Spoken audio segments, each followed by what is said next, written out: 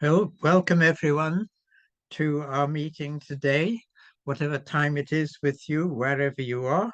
It's a great pleasure to have today Laura Lieber from Duke University, where she is Professor of Religion or Religious Studies and Classical Studies. She's also an ordained rabbi from the Hebrew Union College, and she's an expert on liturgical poetry, both in late antiquity, both Hebrew and Aramaic. Also, she's interested in Syriac and Greek. So she's going to talk today about performative aspects of Jewish and Christian hymnography, a very interesting subject, especially for me. And I'm so glad that she's willing to have to speak to us. So over to you, Laura. Thank you very, very much. It's such a pleasure to be here and share with you some of my work. And in honor of Professor Brock being my host, I've chosen to focus my talk, which I will share. I have a PowerPoint to give you something to look at while I speak.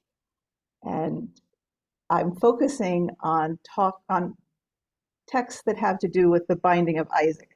So Professor Brock will make an appearance in some of the texts that I look at later in this presentation. This is in some ways sort of an overview of the material that I've put together that appears in my book, Staging the Sacred, which is, I admit, in many ways, at times a speculative study where I'm trying to, as I think of it, sort of coloring in from the margins of what we can know of performance in the synagogue from the worlds of oratory and theater and the world of Christian performance in late antiquity, to try to reconstruct some of the world of the synagogue in particular, which is really the world that I know.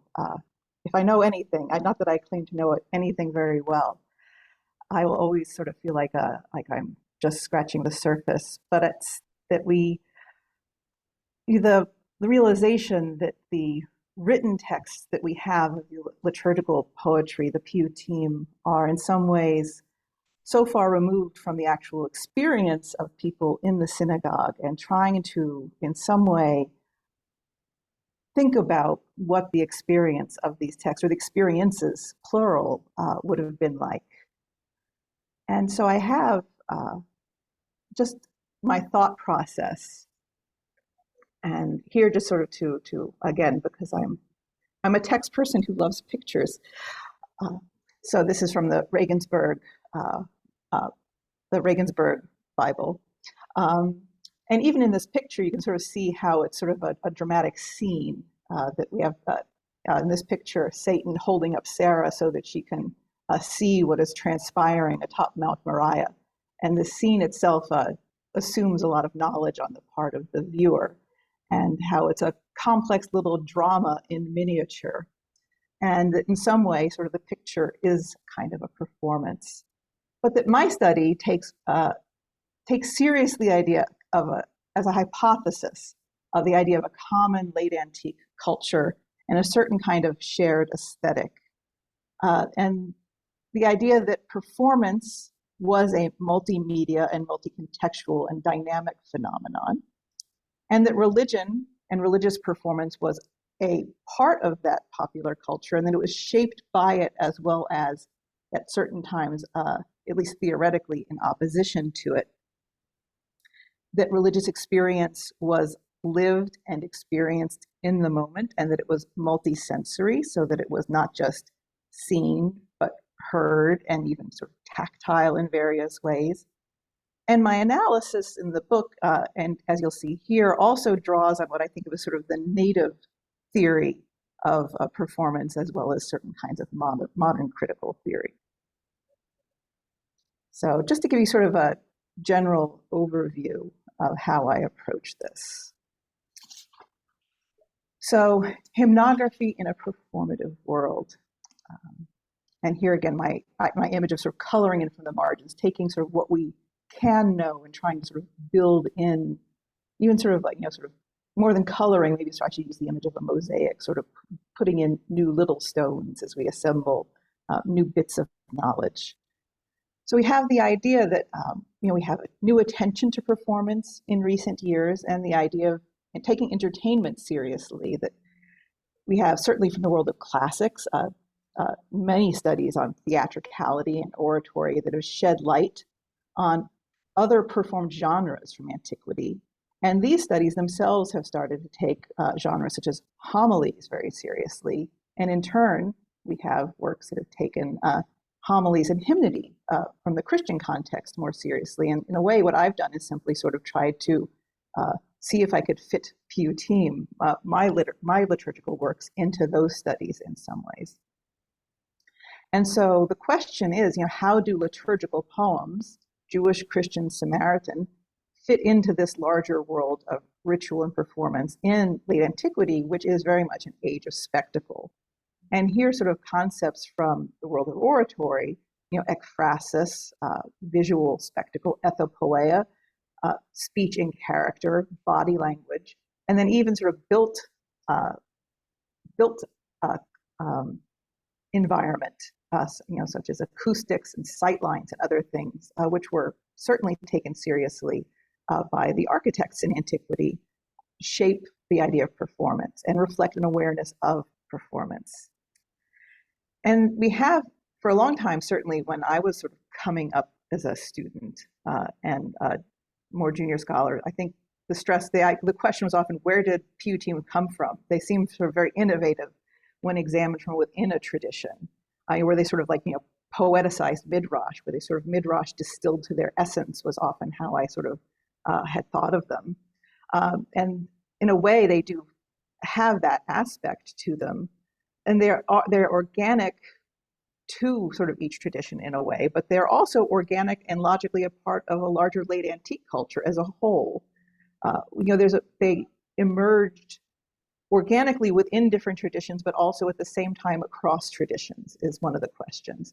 So what moved, excited, and entertained people in late antiquity, and what constituted what I think of as a sort of effective communication, and what appealed to listeners? Authors, certainly people who want sort of to communicate to an audience and attract attention, wanted to appeal to listeners. So not so much in terms of a linear, sort of direct, sort of simple kinds of transmission, but more in terms of sort of a cultural web. And taking seriously the idea of an appreciation for theater and performance more generally in this period, which helps us understand where this kind of new hymnody, as well as sort of old school psalmody, comes from, why it was popular, and how it was experienced across these different religious communities, despite sort of the obvious differences in language and religious tradition and other things, across this sort of geography.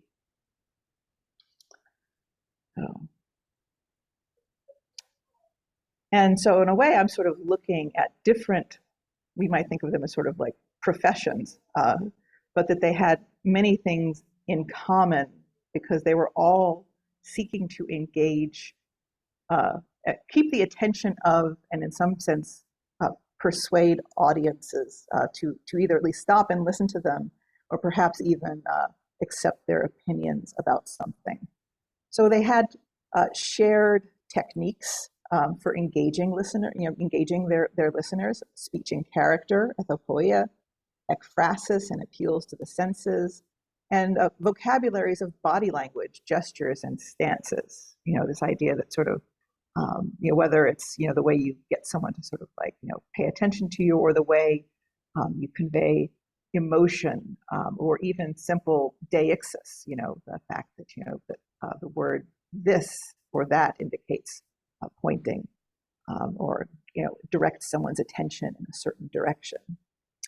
The idea of canon, that there are shared traditions, plots, and texts across that orators, actors, that could assume that their listeners would all have in common. whether it was the Iliad and the Odyssey or the Hebrew Bible or the New Testament, that they had these sort of touchstones. And there were multiple canons in operation. I'm not saying that they all had, all these writers in antiquity had a single common canon, but rather they had this sort of common canon that they would share with the people that they were speaking to. They had this common ambition to persuade their listeners. So they wanted their listeners to see and feel something. There was a certain scene that they were trying to convey, and the concept of anamnesis, that they were trying to almost sort of inculcate a sense of memory, so that when people thought back on what they had heard, there might even be a sense that rather than just recounting something that someone else said, that they might even have that sense that they had been in that moment with the speaker. And again, this is something that we see in everything from sort of Cicero's legal rhetoric, where he's testifying, about whether he feels if you were there at the scene of the murder, so that you can almost visualize what the murder scene looked like, to the Last Supper, to, as we'll see, sort of they're atop Mount Moriah with Abraham and Isaac. And finally, there's the issue of both formal and informal forms of education, that there's the ubiquity of performance in late antiquity was in a way its own kind of education for people, as well as the formal kinds of education that people at various social classes would have had. That simply being a part of the culture taught people how to be part of the culture is something that we'll see, that there was a common way of being an audience that actually also taught people how to be part of the congregation as well. So, and here I say recording how bodies speak. This is just some scenes from both past and present, showing the importance of gestures and how even now, we often don't think about how important our bodies are in conveying what our message is, but in fact, we also probably have not had a formal course in how to use our bodies in terms of aligning with our messages. But we probably do know that as we are speaking, that we should try to make eye contact with various parts of the room, and that we can use our bodies to be more or less effective when we are speaking. Some people may have had various formal courses, but others are just simply more intuitive about it than others. And I think that's an important thing to remember. So here, just the idea that religious institutions, we have various sources, Jewish, Christian, pagan, that if you can't beat them, join them, in terms of religious institutions knowingly aligning themselves in opposition to, but expressing an awareness of various other forms of entertainment. So here we have Tertullian, and there are many, many different sources that have been compiled. But here's a very vivid example from Tertullian, that if the literature of the stage delights you, then he is saying, come to church, I can offer you plenty of blood and gore and guts. If you want fighting and wrestling, I have plenty of fighting and wrestling here at church. And if you want blood, I have the blood of Christ. And similarly, Libanius, the usual teaching texts I have in my hands, who was the proper actor for the plays. He turned out to be a young fellow who was being nurtured by labors. Everyone chose him as soon as they heard him. So, this idea that, again, so a student, the overlap between a natural orator and an actor, that there's so much overlap among sort of orators, actors, and the sort of the homilist. In some ways, there's understood to be a kind of affinity among the skills that make you good at one can make you a good tool in the arsenal of the other. So it's and similarly, as I mentioned, the built infrastructure is something that also shouldn't be overlooked. And just as it's been noted, that everywhere that the empire went, theaters went. So we have theaters, Roman theaters in Spain. Everywhere, like I said, everywhere the empire went, we have theaters. And similarly, that we have synagogues, for example, often also have can have, not always, but can have a sort of a theatrical style of architecture. And we have the statement by Epiphanius. Again, it's an intriguing statement. We don't, again, it's hard to know sometimes how to interpret these statements, but they're intriguing. There was the place of prayer at Shechem in a town now called Nablus, about 2 miles outside of town, that set up theater fashion outdoors in the open air by the Samaritans, who mimic all the customs of the Jews. So this is, again, much has been written about this statement, but the theater style synagogue. And we also have evidence that in the 5th and 6th century, at least some synagogues were rebuilt and updated to improve their acoustics and to change the sight lines and to reorient where the bema was, which seems to have been done in order to improve the visibility and the ability of communities to hear, which that does align with when the sort of classical age of the Piyutim. So we have a lot of poems being written in the 5th and 6th century, and we have evidence of synagogues being updated, which is certainly, if nothing else, an intriguing coincidence. So here we have, again, sort of visual art echoing again, it's just there's been a great deal of work done in art history about the way that visual art often seems to reflect certain scenes of staging. It's also important to remember that the communities who were attending services, as well as other forms of performance, were active and not passive. And as Brent Shaw writes, the public chanting functioned well because it was performance that was understood by all the people. People were well educated in their own culture, like the combatants of Caesarea. People knew what to do. Some of the chants had been transferred to the church from municipal elections, others from the arena and theater. So this is writing about the disputes between the Arians and the Orthodox. And then again, the laity were more enthusiastic about the psalmody than the clergy. So again, popular enthusiasm for participatory liturgy would encourage churches and synagogues to create opportunities for participation. And the idea is that hymns include NPUTim with refrains and various other forms of fixed word chants and other things would have been opportunities for people to join in the participation. So in what follows, by comparing different poetic versions of the Akedah in specific, we will see some ways in which the theatricalities of liturgical hymnic performances could be experienced. So, and just to paraphrase Ambrose, so as a psalm joins together those with differences and reconciles those who have suffered offense for those who will not concede to him with whom he sings to God with a single voice. Certainly it is a great bond of unity for the whole body of the people to come together in one chorus. The strings of a kithar are all different, but they bring about harmony. And then here we have, again, sort of the way that mosaics would allow people to bring the spectacle of the outside world even into their own home. And this is spanning, again, from Spain to Antioch in the 4th century. We see this phenomenon of people bringing the spectacle home.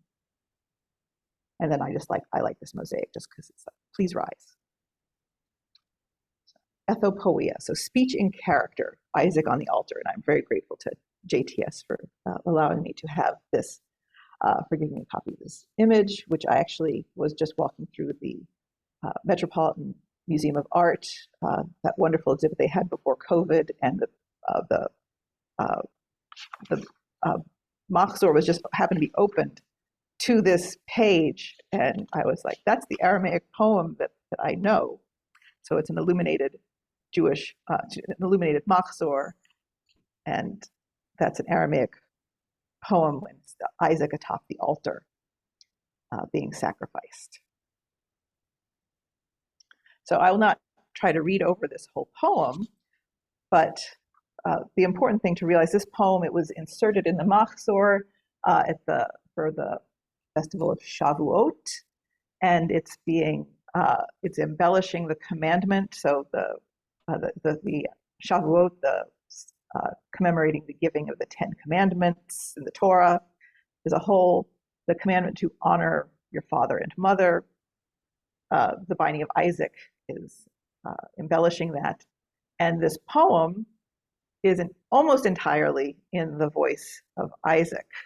And you can see how, so it begins with Isaac said to Abraham, his father, and you get a sense from the way Isaac is speaking that you get a sense from how Isaac is speaking that Abraham is quite reluctant to go through with the sacrifice, because Isaac spends most of the poem encouraging his father to go through with it. And so we have, Isaac says to Abraham, his father, "How lovely is the altar which you have built for me, my father. Quickly stretch forth your hand and take up your knife while I pray before my Lord." And continuing, this is the day about which they will say, "A father showed no pity and his son did not delay." But apparently Abraham does not act, because Isaac has to continue to encourage him. Isaac, it says in boldface, Isaac, where it's a narration, Isaac kissed Abraham his father and commanded him, and thus he said to him, so that part's in narration, "Dash my blood upon the altar, gather my ashes and bring them to my mother." Then he continues, "Happy are you, father, for they will say, I am lamb of the offering." And he continues, "Slay me quickly." And he still continues, "Do not weep." And "Why do you weep?" So again, so Abraham is, still persists in not going through with the offering.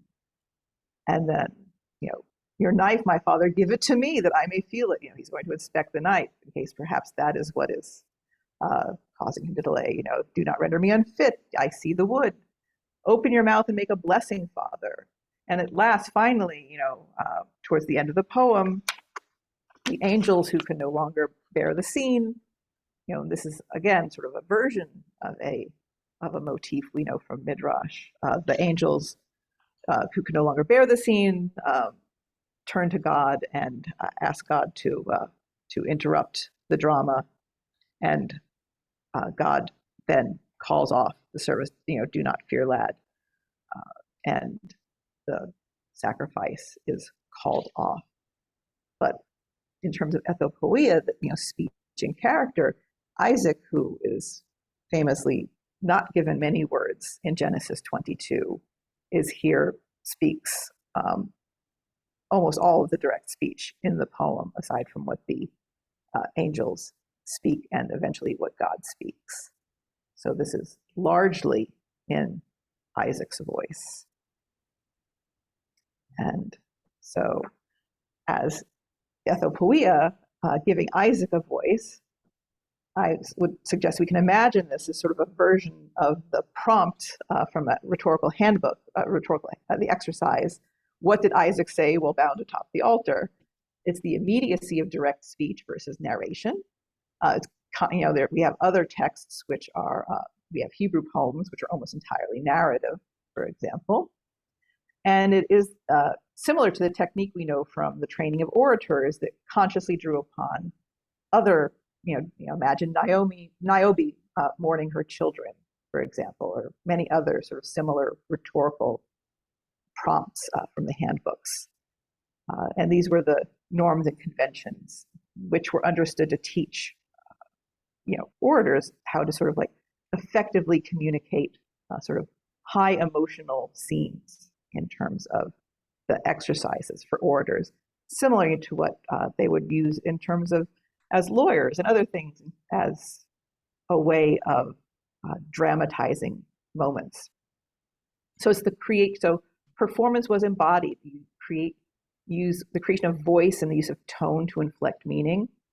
it's a question we can imagine, and it's purely speculative in this case, but we can imagine ways in which body language could have been employed, gestures and stance to convey emotion, different ways that this could have been inflected tonally with more pathos or more, sort of eagerness, different ways Isaac could have embodied this. The implied speech of others sort of off stage, that the way Isaac's his words sketch out the whole larger scene. And what we have is sort of on the page is really only the barest suggestion of really sort of the whole sort of moment in the synagogue. Sort of just as famously as sort of Isaac's presence in the binding of Isaac, we also have the question of where was Sarah? And here we have Yitzhak Frankel's painting of the binding of Isaac with Sarah curled up there under the altar. And so even more absent from the binding of Isaac is Sarah. And this gap has long invited exegetes, homilists, and others to imagine her experience.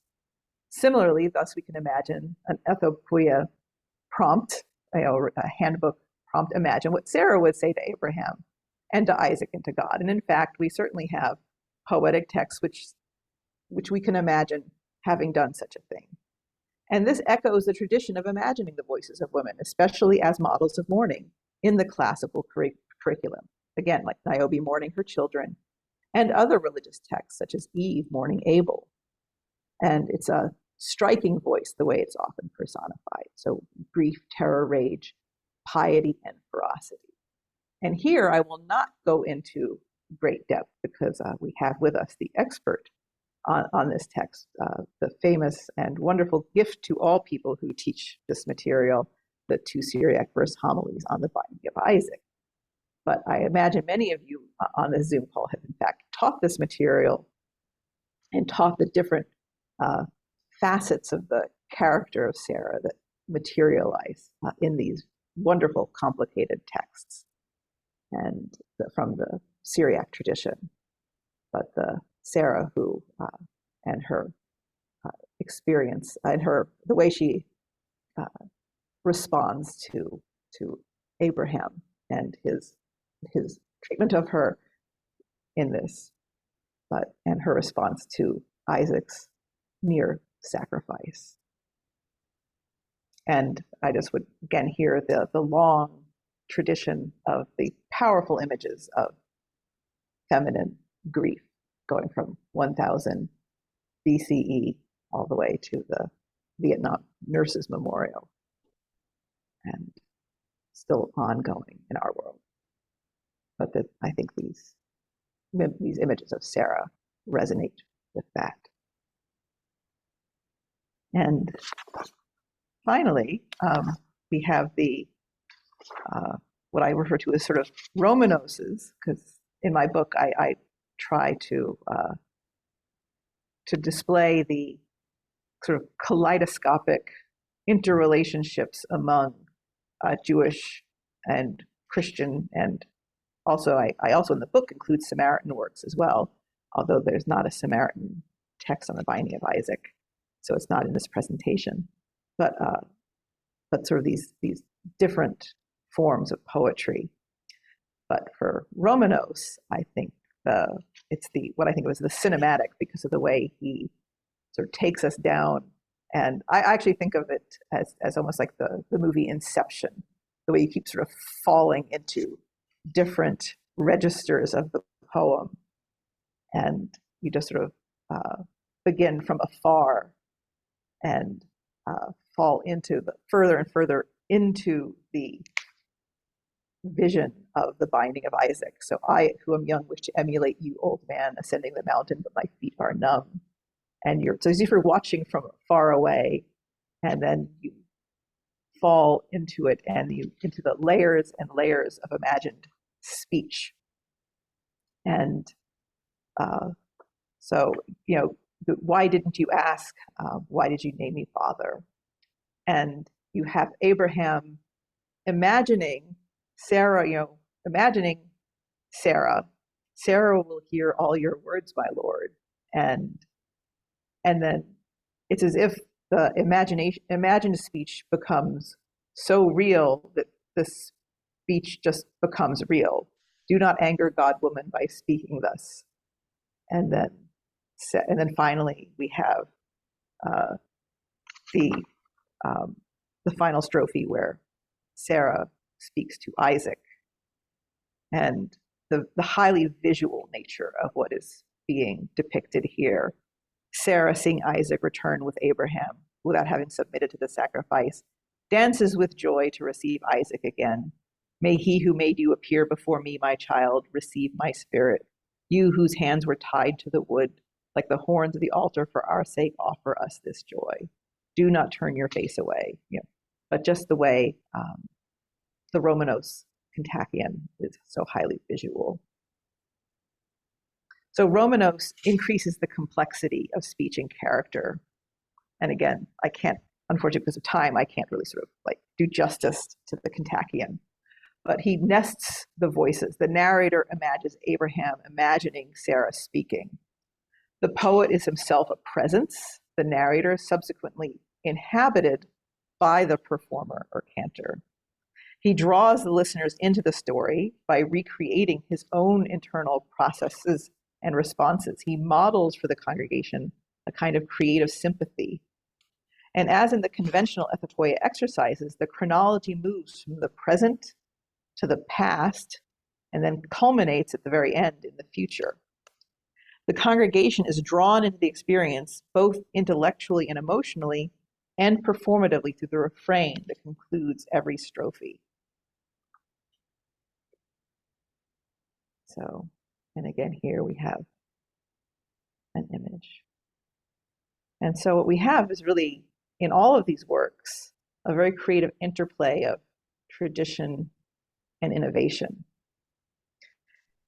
And as I note here, that to participate in even a complex acclamation, and acclamation was ubiquitous in antiquity, whether the games or theaters or when important government official was present.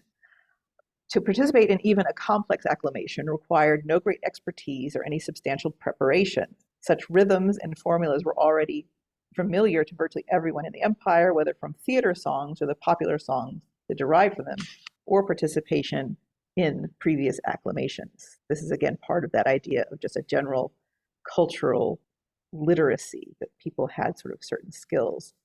And I'll mention that part of my previous work on acclamation derived from the fact that early in the Trump presidency, I will admit that I found myself at various protests wondering how I myself knew certain chants that I found myself chanting.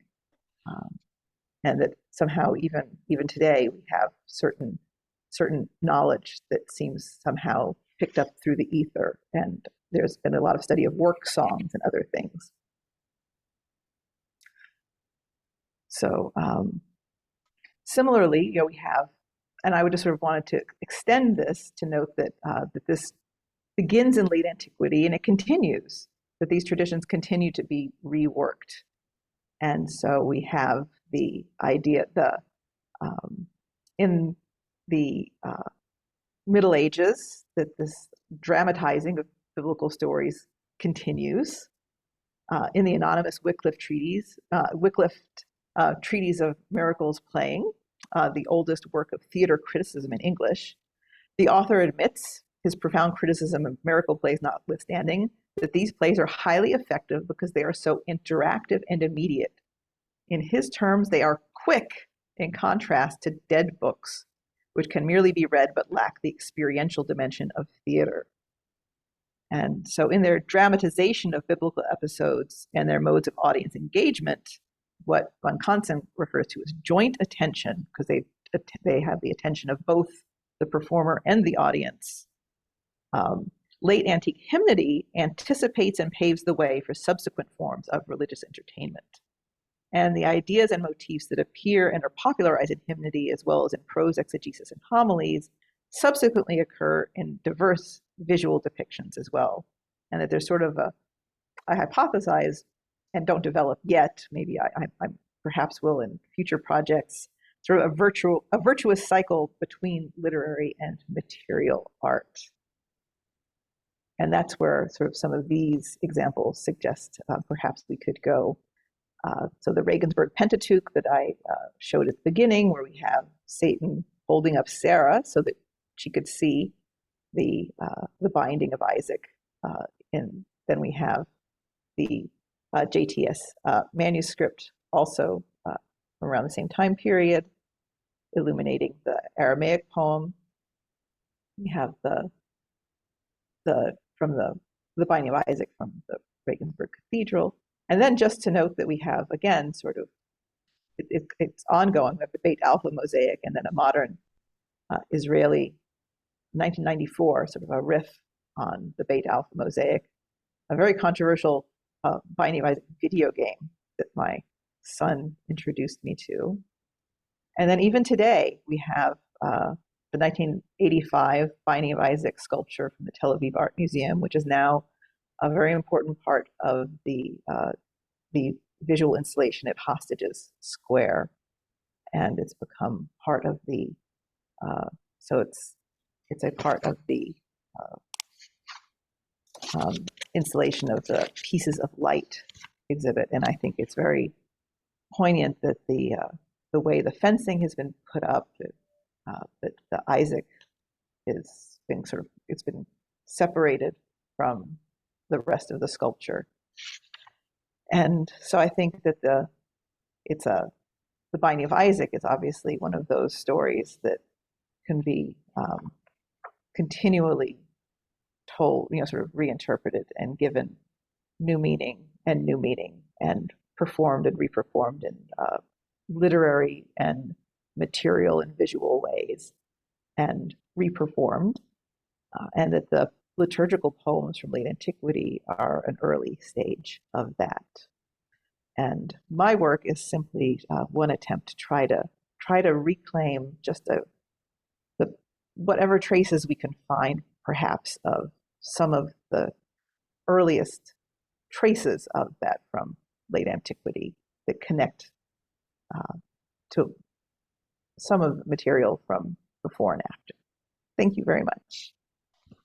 Thank you, Laura. That was really wonderful, very thought-provocative, and so exciting too, because it throws up all sorts of aspects which I've not myself thought of, and it's exciting for me too to see you working on all these different traditions, both across late antiquity and across religions, but also across time.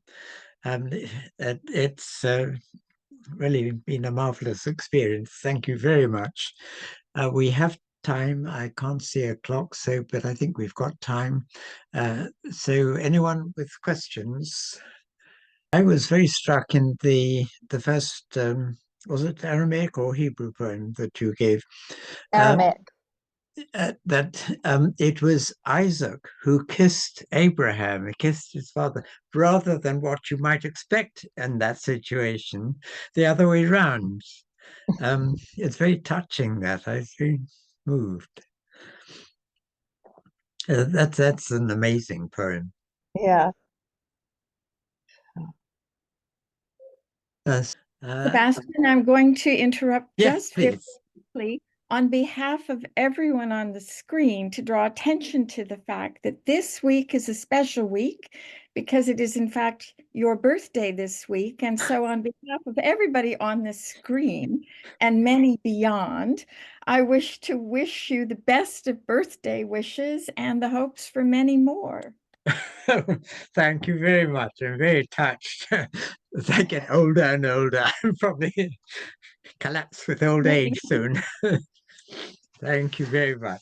But thank you, Laura, so much for this wonderful talk, which is very stimulating, and I'm sure will entice many people to read your book. I shall certainly look forward to reading it. So thank you very much. And our next meeting is on the 7th of March, and it's Phoebe Armanios on Coptic Journeys to Holy Land Pilgrimage. in the Ottoman period. So different sort of subject, but equally fascinating. So And Phoebe's till the wonderful. 7th of March. Thank you so much, Laura. Thank you very, very much. This was a big honor. Well, it's a great occasion, and so glad to meet you, because you've been a name in my reading list and in my what I do read. But in fact, I ordered, I think, the Samaritan poetry from the Bodleian, but it took a bit of time, so I haven't. That's a pleasure for tomorrow morning. Thank you So very, thank very you. much. Thank you to everyone. Thank you. Well, goodbye, everyone, till next, the 7th of March. Good.